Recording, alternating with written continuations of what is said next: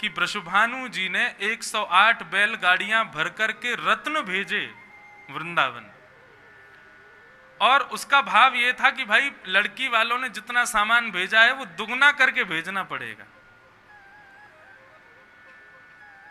नंद बाबा अपने कुल पुरोहित के साथ में और मुनीमों के साथ में सारे बैलगाड़ियों के कपड़े उठा उठा करके देखें तो महाराज पहली बैलगाड़ी का ही वस्त्र उठाया था, उसमें जो रत्न थे, जो मणियां थे, नंद बाबा ने मुनीम जी से कहा इनका लगाना अंक कितना बैठेगा। वो एक मणि लेकर के बैठा, बोले बाबा एक मणि ही इतनी मूल्यवान है कि आपकी 9 लाख गाय बिक जाएंगी। एक बैलगाड़ी में इतने रत्न हैं कि यदि इन रत्नों को आप दुगना करना चाहोगे तो आपका पूरा नंद भवन बिक जाएगा। अभी तो 107 बैलगाड़ी और खड़ी हैं। नंद बाबा बोले भैया हमारे बस की ना है, ब्रजभानु बहुत बड़े आदमी हैं और भैया हम अपने लाला को बयान ना कर पाएंगे उनके आगे। जितनी सामग्री आई है यथावत कल वापस बरसाना भेज दो और मना कर दो। बोले भैया हमारी क्षमता ना है, हम अपने छोरा को ब्याह तुम्हारी लालिते ना कर पाएंगे। ठाकुर जी दूर खड़े खड़े ये बात सुन रहे थे। ठाकुर जी बोले किशोरी जी से हमारो ब्याह ना होएगा बाबा, ये बैलगाड़ी के चक्कर में हमारो ब्याह स्थगित कर रहे हैं। अब ही रुक जाओ वही बताऊं। ठाकुर जी गए दौड़ करके, एक बैलगाड़ी को वस्त्र उठाया, वहां में मोतीन की माला रखी। वहीं ठाकुर जी ने एक मोती की माला उठाई, बीच से धागो तोड़ो और नंद बाबा के खेत में जाकर के सारे मोती बो दिए। नंद बाबा ने अपने मुनीम से कही भैया जितनी सामग्री गिन लो, यथावत जितनी सामग्री है उतनी वापस कर दो। सब गिनने बैठे तो महाराज एक मोती की माला कम पड़ गई। नंद बाबा रात भर सोए नहीं, चिंता में क्या करें, दुगना करना तो दूर की बात, जितना आया उतना भी वापस नहीं कर पा रहे हम। दूसरे दिन नंद बाबा चिंतित बैठे। नन्हे से श्याम सुंदर पहुंचे और पहुंच करके नंद बाबा से बोले बाबा कहाँ भयो, आप ऐसे चिंतातुर क्यों बैठे हो। नंद बाबा बोले लाला देख तेरे ब्याह के काजे वृषभानु जी ने कितनी सारी सामग्री भेजी, हम तो या को दुगनों ना कर पाए। न जाने कौन सो चोर आकर के या में तो एक मोती की माला चुरा के भग गए हो। वह मोती की माला को भी मुनीम जी ने जो पूरा बताया है कि कितनों मूल्य है, वह मूल्य के हिसाब से तो भैया हमको इंद्रप्रस्थ जानो पड़ेगा, बहुत महंगो सामान लेके आनो पड़ेगा, अपनी कम से कम 1-1000 गैया बेचनी पड़ेगी तब एक माला आवेगी। नंद बाबा सो हंस के मनमोहन कहते हैं, ठाकुर जी कहते हैं बाबा अरे तुम चिंता काहे कर रहे हो, वो मोती की माला मैं ले गए हो। नंद बाबा बोले कहां ले गए हो। अरे बाबा आप चिंतातुर बैठे कि भैया इतने रत्न कहां से आएंगे, दुगनों करके कैसे भेजेंगे, तो मेरे मन में एक युक्ति आई। बाबा बोले कैसी युक्ति। बोले कि मैंने युक्ति सो ये अपनायो कि हम एक बीज बो में वहां में से पेड़ न कर आवे और कितने सारे फल प्रकट है जाएं। मैंने सोची यदि ये मोतीन की माला में आपके खेत में जाए के बो दूंगो तो वहां में से वृक्ष निकलेगा, वह वृक्ष में कितने सारे मोती लग जाएंगे, दुगने चौगुने 5 गुने 10 गुने 100 गुने मोती लग जाएंगे। सो नंद बाबा 2-2 बैलगाड़ी भर के भेज देंगे, मेरो ब्याह है जाएगा। बाबा ने कही लाला तू बहुत भोरो है, मोतीन ने बोवे तो यदि वृक्ष है जाते तो सबरे करोड़पति है जाते, सब अपनी माला ने तोड़ तोड़ के बोवे लग जाते। मुंह को लेके चल, मोतीन को बीन के फिरते माला बना के भेजनी है।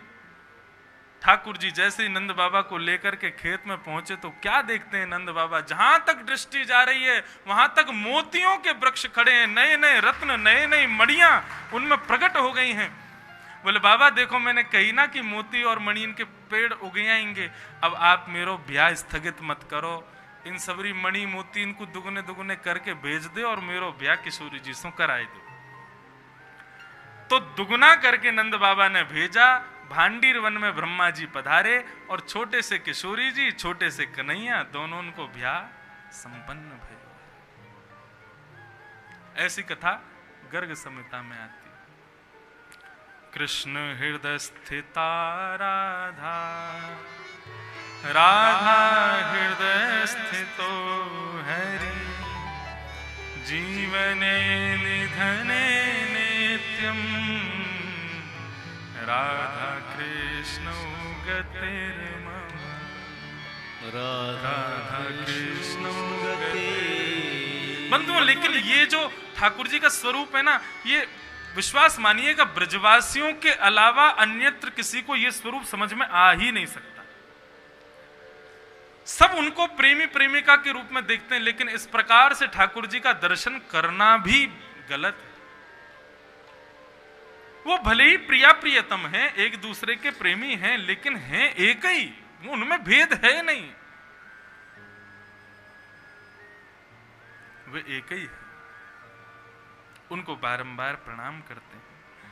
हम लोग प्रवेश करते हैं, कुछ क्षणों के लिए रासपंचाध्याय का श्रवण करते हैं और तत्पश्चात फिर लाल जी के आगमन की सब व्यवस्था करेंगे। इतने कम समय में रासपंचाध्याय सुनने का वैसे कोई नियम तो नहीं है, रासपंचाध्याय को तो विस्तार से सुनना चाहिए, लेकिन कुछ कुछ भाव जो मुख्य मुझे लगेंगे मैं उनको आपके सामने प्रस्तुत करता हूं। भगवान पिता रात्रि शरदोत्फुल्ल मल्लिका विक्षरन्तुम मनश्चक्रे योग मायामुपाश्रित।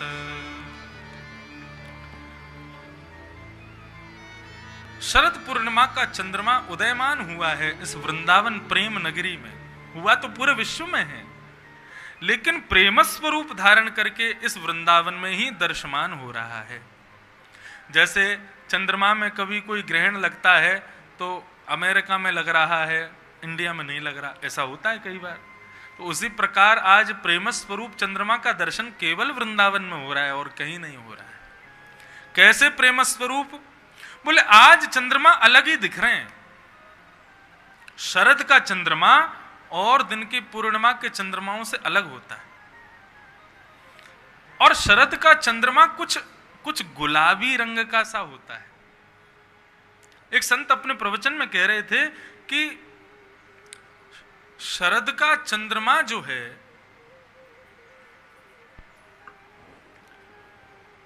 उनकी प्रियतमा है श्रीधाम वृंदावन, वो प्रियतम है और उनकी प्रियतमा है श्रीधाम वृंदावन।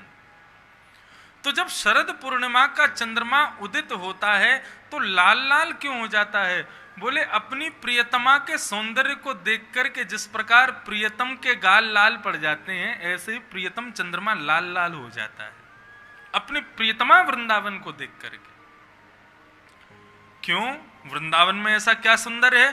बोले शरदोत्फुल्ल मल्लिका। बोले शरद ऋतु आते ही वृंदावन अपने आप को रंग बिरंगे सुंदर सुंदर पुष्पों से भर देता है। वृंदावन में आने का सबसे सुंदर सुख है शरद के समय, कार्तिक जब यहां हो तब आओ कभी वृंदावन। वृंदावन का स्वरूप अलग ही दिखाई देता है। प्रातः काल हर घर की माताएं दौड़ दौड़ करके जाएंगी, यमुना जी में गोते लगाएंगी, बिहारी जी दर्शन, राधा रमन जी दर्शन करेंगी, मदन मोहन जी दर्शन करेंगी, सबके मंगला आरती करते हुए, रास मंडल होते हुए। सुबह सुबह आपको कार्तिक में शरद के समय वृंदावन में सबसे ज्यादा भीड़ होती है सुबह 4-5 बजे। ओ महाराज, रिक्शे दौड़ रहे हैं, बाइक दौड़ रही है, सब मंगला करते हैं, दर्शन करते हैं शरद के समय पर। तो शरद के समय पर वृंदावन अपने ऊपर सुंदर सुंदर पुष्प आदियों से स्वयं को बहुत सुशोभित करता है। जैसे प्रियतम के आने पर प्रियतमा अपना विलक्षण श्रृंगार करती है, ऐसे ही वृंदावन उस दिन अपना श्रृंगार करता है।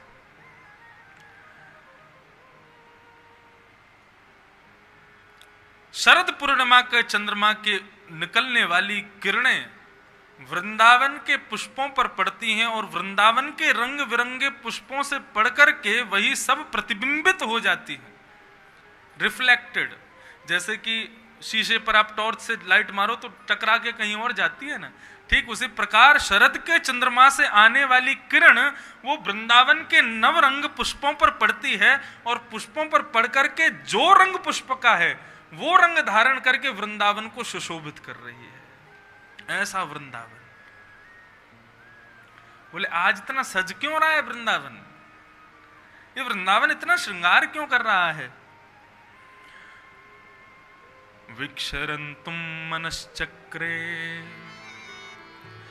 बोले इसलिए चमक रहा है क्योंकि श्री कृष्ण ने आज मन बनाया है। बोले किस चीज का मन बनाया है? बोले गोपांगनाओं से।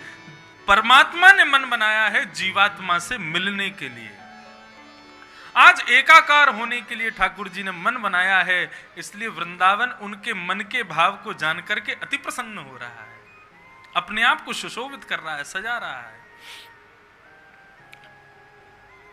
सब गोपियों ने जैसे ही देखा कि शरद पूर्णिमा का चंद्रमा उदित हुआ, अपने अपने घर में बैठी अलग अलग कार्यों को कर रही गोपियों ने जैसे ही चंद्रमा को देखा तो चंद्रमा को देख करके इतनी प्रसन्न हो गई। प्रिय प्रियाया इव दीर्घ दर्शन। जिस प्रकार अपने प्रियतम को देख करके खुश हो जाती हैं, वैसी खुशी हो रही है चंद्रमा को देख के। बंधुओं, ये रासपंचाध्यायी की कथा सुनने का विषय नहीं है, इसको बैठे बैठे अनुभव करो सब, तभी रास में प्रवेश मिलेगा। गोपियां चंद्रमा को देख के खुश क्यों हो रही हैं? कृष्ण चंद्र को देख करके खुश होना चाहिए, वो चंद्रमा को देख के इतनी प्रसन्न क्यों हो रही हैं? बोले कि क्योंकि ये चंद्रमा कृष्ण से मिलने का संदेश दे रहा है, इसलिए उसको देख के खुश हो रहे हैं। अरे चंद्रमा की छोड़ो, हम बंबई घूम रहे हैं, बंबई में अपनी गाड़ी में घूम रहे हैं, तो आगे गाड़ियों पर नंबर प्लेट पे क्या लिखा है?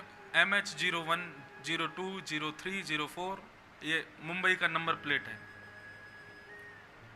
लेकिन भैया सिद्धि विनायक जाते समय ट्रैफिक लाइट पर जैसे ही खड़े हुए, आगे वाली गाड़ी का नंबर है UP 85, UP 85। खुशी होती है कि नहीं होती? अब UP 85 देख के हमको खुशी होगी, आपको तो आपके जहां जहां के हो वहां की देख के होगी। अब UP 85 मतलब मथुरा का नंबर, तो रेड लाइट पे जैसी गाड़ी बढ़ेगी, हम ड्राइवर से थोड़ा आगे लियो भैया ना, क्यों? बोले या गाड़ी के बगल में ले, उससे हमारा कोई मतलब नहीं, हम उस गाड़ी को जानते नहीं, केवल UP 85 मथुरा वृंदावन का नंबर है। इससे ही हम इतने प्रसन्न हो जाते हैं कि हम झांक के देखेंगे इसमें बैठा कौन है। उसको देख के मन में आता है यार ब्रज से गाड़ी से आया इतना दूर, उसको देख के एक अलग प्रसन्नता होती है। ठीक उसी प्रकार गोपियां आज चंद्रमा को देख के प्रसन्न हो रही हैं। बोले क्यों? बोले ये चंद्रमा आज हमारे प्रियतम से मिलने का सबसे बड़ा द्योतक है। ठाकुर जी ने चिरहरण करते हुए कहा था शरद पूर्णिमा का चंद्रमा जब उदित होगा तब रास करूंगा, तब मिलूंगा। ये वही चंद्रमा है, उसको देख के प्रसन्न हो रही हैं। इतनी प्रसन्न हो गई कि गोपियां जो जो कार्य कर रही हैं उन कार्यों में लगी रह गई, उनको छोड़ दिया, उन कार्यों को छोड़ दिया। कोई गोपी दूध दोह रही है तो धोते धोते चंद्रमा को देखने लगी है, रुक गई, स्तब्ध हो गई। कोई गोपी भोजन बना रही है वहीं स्तब्ध हो गई, कोई श्रृंगार कर रही है वहीं स्तब्ध हो गई। बोले स्तब्ध क्यों हो गई? चंद्रमा को देख करके सबको दौड़ना चाहिए, जाना चाहिए। अरे लगभग 1 साल पहले भगवान ने निमंत्रण दिया था, 1 साल हो गया, अब तो जाना चाहिए सब गोपियों को। बोले ब्रज की गोपियां अभिमानी नहीं है लेकिन माननीय है। माननीय का मतलब क्या होता है?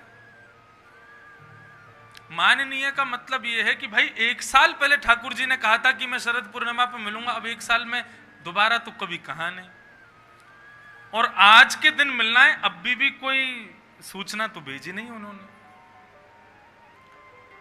1 साल पहले आपने मुझे अपने बेटा की शादी का कार्ड दिया, बोले हमारे दिल्ली में शादी होगी आपको आना है। अब 1 साल पहले का शादी का कार्ड दिया तो मैं, ठीक है मुझे पता तो है आप मेरे बड़े प्रेमी हैं, मेरा आने का मन भी है, लेकिन एक आध बार बीच में फोन आ जाए या उस दिन भी सुबह एक बार फोन आ जाए आप आज आ रहे हैं ना, तो ही तो मैं आऊंगा। शादी का कार्ड उतना विशेष महत्व आजकल नहीं रखता, फोन ज्यादा महत्व रखता है। व्हाट्सएप पे इनविटेशन भेज दिया आना है तो आदमी आएगा नहीं, उसको फोन करके बोलो कि आना पड़ेगा तो आएगा। तो वैसे ही गोपियां सोच रही हैं ठाकुर जी ने 1 साल पहले व्हाट्सएप तो किया था, फोन तो किया नहीं है अभी तक। एक बार फिर से कह दें कि हाँ आज मिलना है तो जाएंगे। ठाकुर जी समस्त गोपियों के मन के भाव को समझ गए। वन में जाकर के कदम्ब वृक्ष के नीचे बैठ करके अपनी मधुरतम वेणु को निकाला, अपनी कोमल उंगलियों से उसके छिद्रों को आच्छादित किया, अपने अधरों को जैसे ही मुख्य छिद्र पर विराजमान करके प्राणों को पिरोया है। बाज उठी वंशी वृंदावन में। और ये वंशी नहीं है, ठाकुर जी फोन कर रहे हैं। देखो, वेणु गीत में और गोपी गीत में अंतर क्या है? वैसे तो बहुत अंतर है। रासपंचाध्यायी में और वेणु गीत का अंतर क्या है? वेणु गीत में भी वंशी सुनी थी, चुकूज वेणुम, लेकिन उस वेणु को सुनकर के गोपियों ने अपने अपने घरों में दर्शन किए थे ठाकुर जी के, क्योंकि वो वेणु साक्षात ठाकुर जी को कर्ण रंध्र से दिखा रही है। लेकिन आज की वेणु ठाकुर जी का दर्शन नहीं करा रही। वेणु को सुनकर के गोपियां नेत्र बंद कर रही हैं, वेणु से कह रही हैं तूने पहले भी दर्शन कराए थे, आज क्यों नहीं करा रही? बोले आज दर्शन नहीं कराऊंगी, आज तो तुमको लेकर के जाऊंगी वहां। आज दर्शन करना तो चलो मेरे साथ। जगऊ कलम वाम दृशाम मनोहरम, ठाकुर जी ने क्लीम शब्द पिरोया है। और समस्त गोपियों के, उन्हीं गोपियों को वेणु सुनाई दे रही है जिन गोपियों के हृदय में वास्तविक कृष्ण प्रेम है। बंधुओं देखो, कथा में वैसे हजारों लोग बैठे होते हैं, समझ में उन्हीं को आती है जिनको ठाकुर जी के प्रेम विद्यमान है। भजन तो हजारों लोग गाते हैं, लेकिन समझ में हजारों की तादाद में उन्हीं को आते हैं जिनके भीतर वास्तविक प्रेम है। कथा तो अनेक लोग सुन रहे हैं, लेकिन सुनकर के उठ वही जाते हैं जिनको राधा रमन जी चाहते हैं कि हाँ ये उठें। सब गोपियों के हृदय में भावना उत्पन्न हो रही है। देखूं नंद कुमार नयन भर, देखूं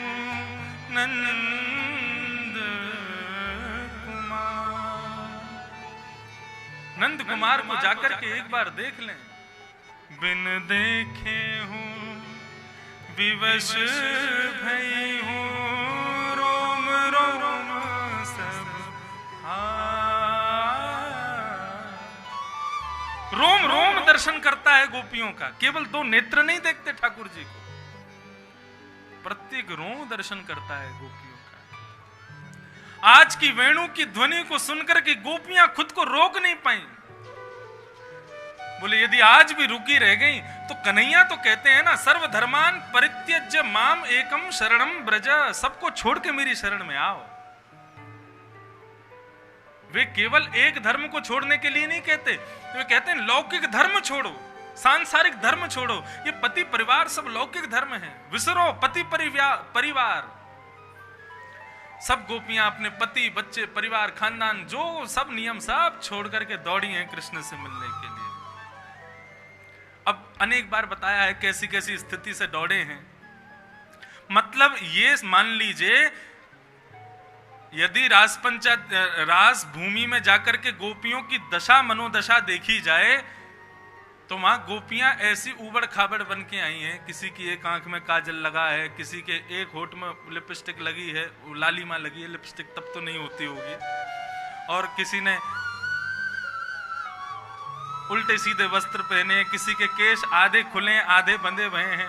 मतलब गोपियां देखने में ऐसी लग रही हैं कि मानो जैसे कोई भूतों की टोली नहीं आ गई हो, लेकिन फिर भी सुंदर लग रही हैं। क्यों? क्योंकि रूप माधुरी इतनी विशेष नहीं है, उनका हृदय ही सुंदर बनकर के पधारा है। समस्त गोपांगनाएं वहां पर पहुंची। परीक्षित जी के हृदय में प्रश्न उत्पन्न हो गया। बोले जय जय, नहीं मेरी बात सुनो। शुकाचार्य जी बोले कहो। बोले ये सब भगवान को कांत मानती हैं, पति मानती हैं, और पति जिनको पति मानते हैं भाई उनको भगवान को यदि पति मानते हो तो पहले भगवान को भगवान तो मानो। भगवान के समान जब तक नहीं होगे तब तक पति भाव कैसे पूरा होगा। ये गोपियां भगवान को कांत मानती हैं लेकिन परब्रह्म नहीं मानती, इनको भगवान स्वीकार क्यों कर रहे हैं फिर? शुकाचार्य जी को गुस्सा आ गया। उक्तम पुरस्तादे तत्ते चेद्य सिद्धिम यथागत दुषन्न ऋषिकेशम किमुता धुक्षज प्रिया। बहुत ध्यान से सुनना। बोले तुम आज कैसी बात कर रहे हो कि गोपियां कृष्ण को परमात्मा नहीं मानती, कांत मानती हैं, फिर इनकी सदगति क्यों हो रही है? अरे रावण भगवान को भगवान मानता था, उसको सदगति क्यों मिल गई? शिशुपाल भगवान को भगवान मानता था, उसको सदगति क्यों मिल गई? कंस ने भगवान को भगवान माना। जब ये लोग बैर करके भगवान की सदगति प्राप्त कर सकते हैं तो किमुता दोक्षज प्रिया, ये गोपियां तो भगवान की अत्यंत प्रियसी हैं, भगवान से प्रेम करती हैं, इनको क्यों सदगति नहीं मिलेगी? समझ में आ रही है ना बात? बंधुओं, एक बात कहें, नियम जप आसन प्राणायाम और अनुष्ठान आदि करके जो भगवत प्राप्ति करना चाहते हैं, खूब माला फेर फेर के नाम जप करके जो भगवत प्राप्ति करना चाहते हैं, लोग सावधान हो जाओ, क्योंकि इन सब क्रियाओं से मुक्ति मिलेगी। और मुक्ति मिलने के बाद आप जाकर के वहीं बैठोगे, आपके बगल में रावण और ये सभी बैठे होंगे। आपने जीवन भर वृंदावन की परिक्रमा लगाई, खूब नाम जप किया, वाह वाह, किस लिए कर रहे हैं? बोले मुक्ति मिल जाए बस, अब दोबारा पुनरपि जननम पुनरपि मरणम इस श्रेणी में नहीं आना पड़े। तो मरने के बाद में आपको जो आसन दिया जाएगा ना, उसके अगल बगल में रावण कंसी बैठे होंगे, क्योंकि उनको भी तो मुक्ति मिली है। आपके बगल में प्रचंड विशाल पूतना भी बैठी होगी, उसको भी तो मुक्ति मिली है, और वही मुक्ति आपको नाम जप करके मिल गई। आप कहोगे तो फिर क्या करें, नाम जप करना बंद कर दें? बोले नहीं, प्रेम युक्त होकर के नाम जप करो, प्रेम युक्त होकर के ठाकुर जी की वृंदावन में सेवा करो। यदि प्रेम युक्त होकर के आप किसी भी लीला, किसी भी अनुष्ठान को, किसी भी जप को, किसी भी प्रकार की तीर्थ यात्रा को बिना प्रेम युक्त हुए करोगे तो मुक्ति तो मिलेगी, लेकिन प्रेम युक्त होकर के करोगे तो वैकुंठ तो जाओगे, लेकिन फिर ये रावण, शिशुपाल, दंतवक्त्र, पूतना आदि की श्रेणी में आपको बैठना नहीं पड़ेगा। ठाकुर जी अपनी गोद में बैठाएंगे, ठाकुर जी अपने समीप बैठाएंगे। हमको वही तो चाहिए। किमुता दोक्षज प्रिया, ये बात मैं नहीं कह रहा हूं, साक्षात वेद कहते हैं भगवान से कि आपको दो प्रकार के लोग पाते हैं, या तो बैरी पाते हैं, आपको गाली देने वाले, हमने देखा है, आपको गालियां देकर के कंस आदि ने सबने पा लिया आपको, या फिर आपकी तपस्या करने वाले आपको पाते हैं, जैसे ध्रुव, प्रहलाद आदि बढ़िया बढ़िया तपस्या करके आपको पाते हैं। लेकिन वेद कहते हैं हमने एक और चीज देखी। बोले क्या? तपस्या करके आपको पाने वाले और बैर करके आपको पाने वाले ये लोग भी वैकुंठ जाते हैं, लेकिन आपके प्रियसी वो हैं जो आपसे प्रेम करके आपको पाना चाहते हैं। कृष्ण को अपना प्रियतम मान करके जो भजन करते हैं ठाकुर जी, आपको वो ज्यादा प्रिय है, ये वेद कहते हैं। तो इसलिए यहां पर परीक्षित जी को सुखदेव जी समझाते हैं कि मुता दोक्षज प्रिया, भगवान की प्रियसी हैं, तो फिर इनको भगवान क्यों नहीं मिलेंगे? भले ही ये भगवान ना माने उनको।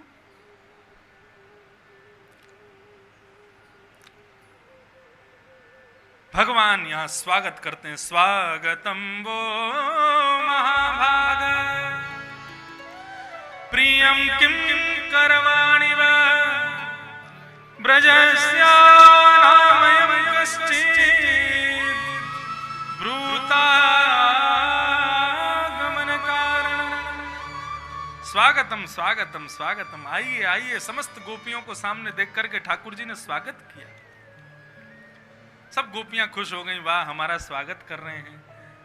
एक साल पहले निमंत्रण दिया था, फिर थोड़ी देर पहले बंशी बजा करके भी निमंत्रण दिया, और अब हमारा स्वागत कर रहे हैं। आज तो ठाकुर जी पूरे पूरे मिले ही जाएंगे। बढ़िया बढ़िया सुंदर मालपुआ ठाकुर जी खिला रहे हैं एक साल से, लेकिन अब यहाँ पर ठाकुर जी ने जैसे मानो सुंदर मिष्ठान खीर में कोई नमक का डेला आ जाए, ऐसा ठाकुर जी ने कृत्य किया। बोले क्या? ब्रूतागमन कारणम, आपके आने का कारण बताएंगी जरा। एक तो मुझको एक साल पहले बोल दिया कि हमारे बेटा के ब्याह में आना है, सुबह फोन करके कह रहे हो हमारे बेटा का रात में ब्याह, उसमें आना है। मैं कुछ बिना खाया पिया भूखा प्यासा आपके बेटा के ब्याह में पहुंचा, वहां पे कुछ भी ऐसी व्यवस्था नहीं थी, लेकिन फिर भी आपने मेरा स्वागत किया, और अंदर बैठा के सोफा पे पूछ रहे हैं महाराज जी कैसे आना हुआ आपका? क्या स्थिति होगी उस समय? कहीं नृसिंह ना बन जाऊं मैं। गोपियों के साथ यही हुआ। आशाओं पर पानी फिर जाना। आपके आने का कारण बताइए। ये शब्द सुनकर के गोपियां सोच में पड़ गई, क्या करें हमें समझ नहीं आ रहा। बोले ये वही है जिन्होंने हमको बुलाया था और अब हमसे कह रहे हैं क्यों आई हो। बंधुओं, रास पंचाध्यायी ये भागवत मंडपी है।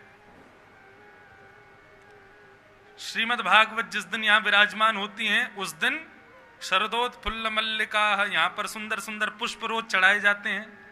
ठाकुर ये श्रीमद् भागवती चंद्राकार रूप धारण करके यहां पर विराजमान होती हैं। और श्रीमद् भागवत की प्रथम दिन की कथा में कितने लोग होंगे? 10 लोग, 20 लोग। आजकल धीरे धीरे धीरे धीरे संख्या बढ़ती चली जाती है। मतलब वक्ता रूपी मुख की वेणु सब जगह घर घर में जा जा करके सबको खींच खींच के लाती है। चलो चलो ठाकुर जी बुला रहे हैं, वहां पर सब लोग आओ। अब आप सब लोग आ गए यहां पर आकर क्यों आए हैं? कृष्ण मिलन लालसा, ठाकुर जी से मिलने की लालसा से ही तो आए हैं।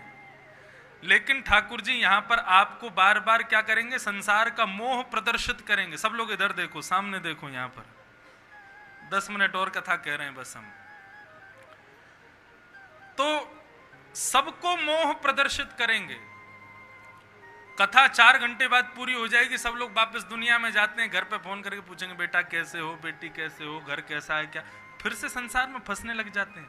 ठाकुर जी उसी प्रकार यहां पर समस्त गोपियों को बुलाकर के फिर से संसार की बातें कर रहे हैं। भर्तु शुश्रूषणम स्त्रीणाम परो धर्मो यमाया तद बंधुनाम च कल्याणम प्रजानाम चानुपोषणम। अरे स्त्री का परम धर्म होता है, पति ही उसका सब कुछ होता है, पति का परिवार ही उसका सब कुछ होता है। सबको छोड़ के अर्धरात्रि में यहां चली आई हो, चलो वापस लौट जाओ। इस प्रकार से भगवान ने अनेक बातें कही। अनेक बातों के प्रत्युत्तर में गोपियों से बोले अब तुम कुछ कहोगी नहीं। तब गोपियां यहाँ पर प्रणय गीत गाती हैं। गोपी गीत से पहले 11 श्लोकों का एक छोटा गीत और है, प्रणय गीत।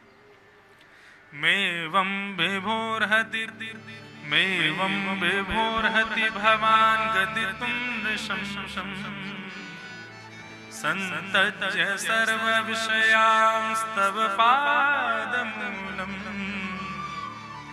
भक्ता भजस्व दुर्वग्रहमात्यजास्मात्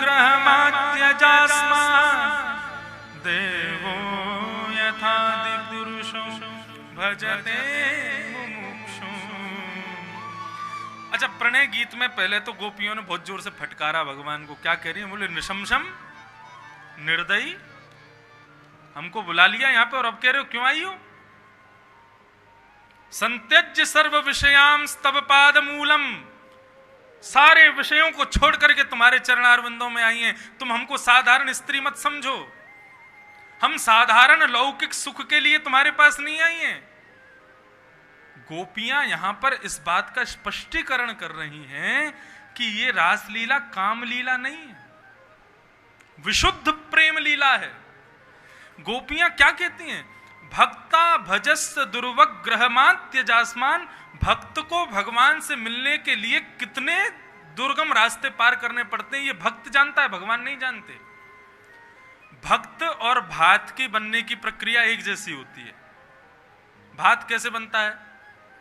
पहले तो धान अलग किया जाएगा, फिर धनकुटा से उसको कूटा जाएगा, तब उसका छिलका अलग होगा, तब खौलते हुए पानी में उसको डाल दिया जाता है, फिर उसका गर्भ भी अंदर से जब गिलगिला हो जाता है, पूरी तरह पक जाता है, उसको हाथ से इस प्रकार से मीड़ के देखा जाता है। जब दिखता है कि हाँ ये पक गया, तब भोक्ता के सामने उसको प्रस्तुत किया जाता है। गोपियां कह रही हैं इन्हीं प्रक्रियाओं से भक्त भी आता है आपके। आप भोक्ता हो, हम भात हैं। गोपियां कह रही हैं ठाकुर जी भोक्ता हैं और भक्त भात है। भोक्ता को क्या पता कि भात कितनी मेहनत से बनता है, वो तो सीधा बस दाल मिलाई खा गया। हम आपसे किस प्रकार मिलने आई? बोले देवो यथादि पुरुषो भजते मुमुक्षुन, जिस प्रकार आदि पुरुष भगवान को देवता भजते हैं मिलने के लिए, ऐसे ही हम गोपियां भी आपसे उसी प्रकार मिलने आई हैं। आप हमको साधारण स्त्रियां मत समझिए प्रभु, ये काम लीला है ही नहीं। बस गोपियां ये जान गई हैं कि हम जीवात्मा हैं और ये परमात्मा हैं, इनसे मिलना ही हमारे जीवन का सार्थकता है। इस भाव से गोपियां आई हैं। और गोपियां कह रही हैं फिर भी आपका मन नहीं है ना मिलने का, तो ठीक है हम चली जा रही हैं, एक चीज आपकी हमारे पास, आप हमारी आपके पास है, वो हमको दे दो। भगवान बोले मेरे पास क्या है? बोले चित्तम सुखेन भवतापहितुम ऋषम ग्रहेषु, हमारा चित्त आपके पास है, मन आपके पास है, वो हमको वापस कर दो। ये जो मन आपने हमारा चुरा रखा है ना, जिसको अपने पास छुपा के रखा है, जिसकी वजह से ना घर में मन लगता, ना परिवार में मन लगता, ना पति में मन लगता, ना बालकों में मन लगता, वो मन आपने हमारा चुरा रखा है, मन हमको वापस कर दो। अभी चली जाएंगी वापस, दे सकते हो? ठाकुर जी मौन खड़े, चुप। गोपियां अपने पैर के नखून से पृथ्वी में गड्ढा करने लगी, बोले मत मिलो, अब वापस जाने लायक तो हम हैं नहीं, घर तो जाएंगी नहीं। जमीन खोदने लगी। भगवान बोले क्या कर रहे हो? बोले कि जमीन खोद के यहीं अपने प्राणों का परित्याग कर देंगी तुमको देखते हुए। भगवान बोले उससे क्या होगा? बोले अंते यामति सागति, अंत में जिसका चिंतन करते हुए मरते हैं अगले जन्म में वो मिल जाता है। इस जन्म में नहीं मिलोगे तो क्या हुआ, अगले जन्म में तो मिल जाओगे ना। ठाकुर जी के हृदय में पूर्ण रूपेण भाव प्रकट हो गया कि गोपियां साधारण नहीं है, वो परीक्षा ले रहे थे गोपियों की। बंधुओं, भगवान को क्या देना है? ये ज्यादा, एक भक्त गया भगवान के पास, बोला मैं आपको क्या दूं? रत्नाकर तव ग्रहे गृहिणी च पद्मा देयम किमस्ति भवतो जगदीश्वराय आवीर्ण भावनैना हृतमानसाय तत्तम मनो भगवते कृपया। भगवान को क्या देना चाहिए? एक भक्त गया, उसने कहा कि मैं आपको रत्नाकर तब ग्रहे, मैं आपको क्या दूं प्रभु? स्वयं विश्वकर्मा आपके घर बनाता है, आपके मंदिर बनाता है, आपके घर में ही रहता है, उस पूरी विश्व को जिसने बनाया वो भी रत्न आदि सब वही बनाता है, उसके आगे मैं आपको क्या रत्न प्रदान करूं? सोना चांदी हीरे जवाहरात और ये धन आदि दूं तो गृहिणी च पद्मा, आपकी तो पत्नी ही लक्ष्मी है। ये 2000 की नोट जो लोग मंदिर में जाके ऐसे ऐसे घुमाते हैं ना राधारमन जी के आगे, शास्त्रों में कहीं वर्णन नहीं है इस प्रकार से न्योछावर ये करने का। ये केवल इसलिए किया जाता है पीछे 4 लोगों को दिखे 2000 चढ़े हैं ठाकुर जी पे।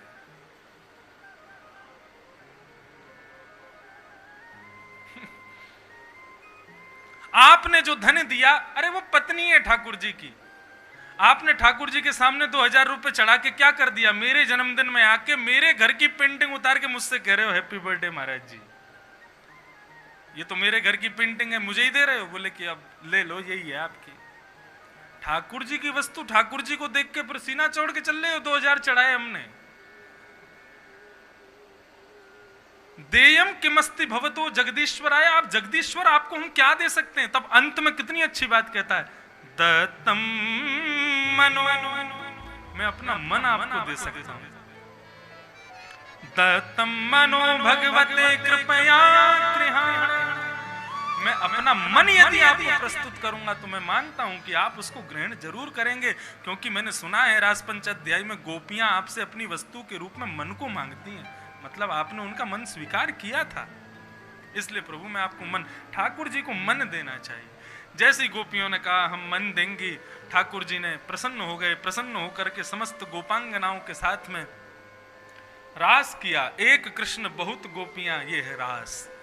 कामदेव आया, कामदेव को अपने सौंदर्य पर मोहित कर दिया, कामदेव मोहित होकर के वहीं उल्टा लटक गया। श्री राधिका जी का स्मरण कर रहे थे और राधा रानी पधारी हैं। वृषभानु लली संग लेहूं अली, आज शोभा भली वंशी वट की, चल भानु लली संग लेहूं अली, आज शोभा भली बंसी बट की। अब पता हमको क्या लग रहा है, किशोरी जी, यहाँ तो ये भाव ठाकुर जी किशोरी जी से कह रहे हैं लेकिन अभी किशोरी जी हमारी गिरधर लाल से कह रही हैं, बोले आज भागवत कृपा निकुंज की बड़ी बढ़िया शोभा बनी है, चलो नीचे चलेंगे। अब ठाकुर जी समस्त गोपांगना किशोरी जी को लेकर के पधारे हैं, रास करने लगे। गोपियों के हृदय में मान प्रकट हो गया कि भैया हम बहुत सुंदर हैं इसलिए हमारे साथ रास कर रहे हैं। ठाकुर जी बोले मान रहेगा तो हम नहीं रहेंगे। ठाकुर जी वहां से अंतर ध्यान हो गए, अंतर ध्यान हुए। गोपियों ने खोजा, खोजते हुए वन में गई गोपियां, लता पत्रों से पूछ रही हैं, वृक्षों से पूछ रही हैं, कहीं भी उत्तर नहीं मिला। तो यमुना पुलिन पर श्री किशोरी जी की सन्निधि में बैठकर के गोपी गीत गाया। केवल एक श्लोक कह लें, कल गोपी गीत को ही प्रारंभ स्तुति में हम लोग गा देंगे। जयते तेधिकं जन्मना व्रज श्रयत